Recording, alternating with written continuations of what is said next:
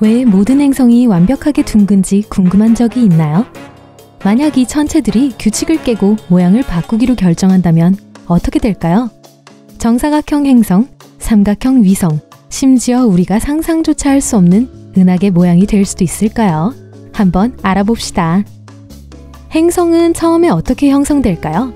우주는 먼지와 가스로 이루어진 소용돌이 치는 구름으로 가득 차 있습니다. 분자구름이라고 불리는 이 구름은 수소, 헬륨, 탄소, 산소 등과 같은 다양한 원소와 화합물로 구성돼 있어요. 분자구름은 새로운 행성을 만드는 데 필요한 재료로 가득 찬 우주의 부엌과도 같습니다. 행성 형성 과정의 첫 번째 단계는 어커션 이론이라고 합니다. 중력 불안정을 유발하는 어떤 일이 발생한다고 가정해보죠. 예를 들어 초신성이 근처에서 폭발하는 것 같은 거요. 구름 속의 가스와 먼지를 밀어서 서로 모이게 하고 중력 때문에 이 입자들은 중심점을 향해 떨어지기 시작합니다. 마치 손으로 공을 쥘 때처럼 입자들이 서로 더 단단히 뭉쳐져요. 그리고 결국에는 너무 세게 눌려서 구름이 원반 모양으로 납작해지기 시작합니다. 마치 밀가루와 물을 섞어 피자 도우를 만들 때와 비슷해요. 이 원반을 원시 행성 원반이라고 합니다. 구름의 입자들이 처음부터 어느 정도 로테이션 되고 있었기 때문에 역시 회전하고 있어요. 이제 이 작은 먼지 입자와 가스 분자들이 원반 안에서 춤을 추고 있다고 상상해보세요. 때로는 서로 부딪히기도 하고 부딪히면 벨크로처럼 서로 달라붙기도 하죠. 이 작은 먼지 덩어리와 가스 덩어리를 미행성이라고 합니다. 행성의 구성 요소예요. 그리고 이 행성체들이 계속 충돌하고 합쳐지면서 점점 더 커져 원시 행성을 형성하게 됩니다. 원시 행성들의 크기가 점점 커지고 중력이 강해졌어요. 그중 일부는 너무 거대해져서 우리가 알고 사랑하는 행성인 우주 이웃의 대장이 됐죠. 각 행성은 가스, 암석, 때로는 물로 이루어진 고유한 성분을 가지고 있었어요. 그런데 행성들이 왜 구처럼 생겼을까요? 바로 중력 때문이에요. 원시 행성으로 돌아가 봅시다. 풍선을 손으로 쥐고 있다고 상상해보세요.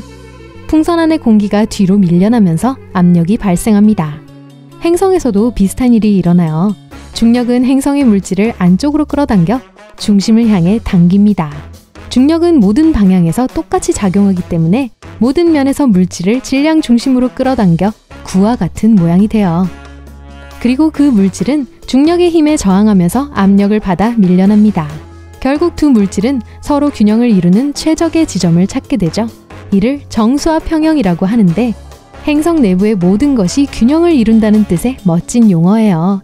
하지만 그게 다가 아니에요. 행성을 구형으로 만드는 또 다른 요소는 자전입니다. 플레이도우 같은 공을 생각해보세요. 이 공을 빠르게 돌린다고 상상해보세요. 재료가 바깥쪽으로 밀리기 시작해 적도에서는 플레이도우가 부풀어 오르고 극지방에서는 납작해집니다. 행성에서도 같은 일이 일어나요. 행성이 축을 중심으로 회전할 때 중력과 회전의 결합으로 물질이 바깥쪽으로 밀려나면서 적도 부근에서 행성이 부풀어 오릅니다. 행성들은 은근히 다시 원반이 되기를 원해요. 하지만 중력은 울퉁불퉁한 행성을 원하지 않아요. 행성이 둥글고 예쁘기를 원하죠.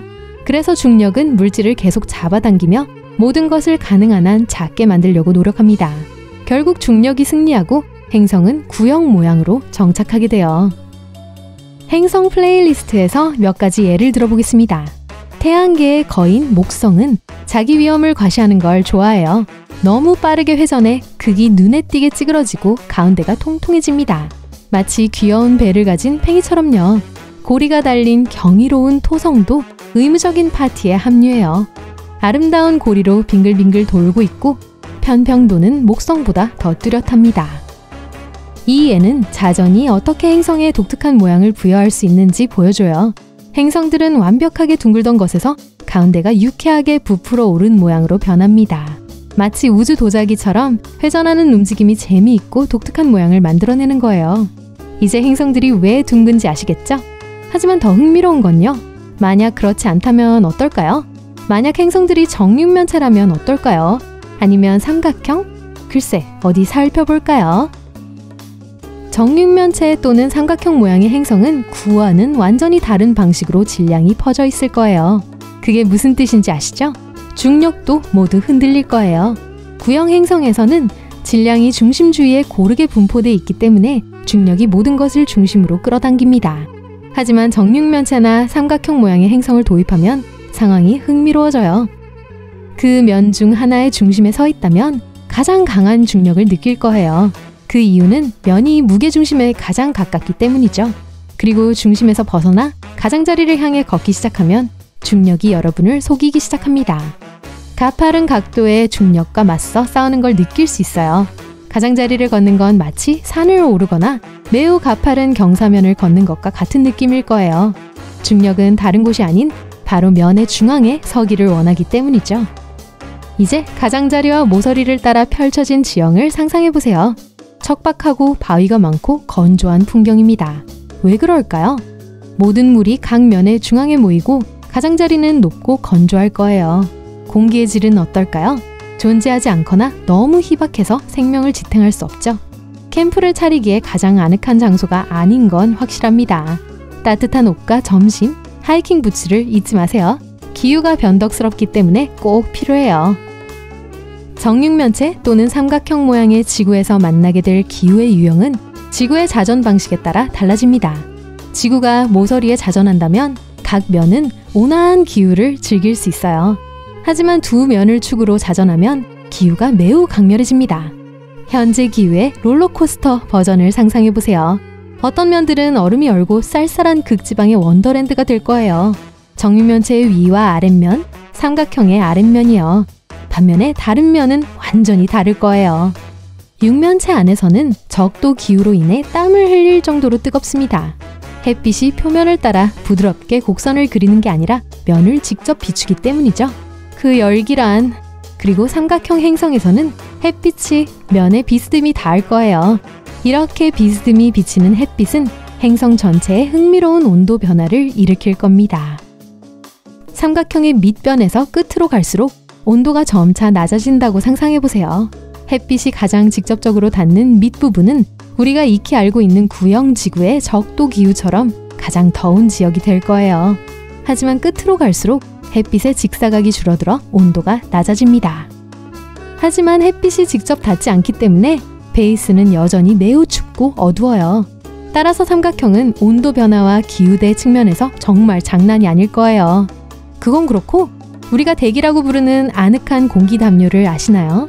각진 지구에서는 상황이 약간 뒤죽박죽이 될 거예요. 중력은 각 면의 중심에서 더 강하게 당겨질 겁니다. 결과는요? 대기는 엄청난 변화를 겪게 되겠죠? 중력이 가장 강한 각 면의 중앙에 대기가 모여 두꺼워진다고 상상해보세요. 마치 공기 분자로 가득 찬 번화한 도시 같을 거예요. 하지만 가장자리로 갈수록 대기가 희박해지기 시작할 거예요. 대기는 희소해지고 매우 얇아질 겁니다. 따라서 가장자리를 따라 숨쉬는 것은 상당히 어려운 일이 될 거예요. 그리고 가장자리는 생명체가 번성하기 힘든 지역이 될 겁니다. 게다가 대기가 얇아진다는 것은 태양 복사와 태양풍으로부터의 보호가 줄어든다는 걸 의미하기 때문에 모서리와 가장자리는 인간에게 매우 위험할 수 있어요. 물론 이 모든 것은 있을 수 있는 일에 대한 장난스러운 탐구일 뿐입니다. 지구는 구형을 좋아하고 그건 좋은 일이에요. 하지만 거칠고 멋진 가능성을 상상하는 게 나쁘지는 않죠? 그러니 상상력을 마음껏 발휘해 지구의 모양이 어떠하든 이 놀라운 행성의 경이로움에 계속 감탄하세요.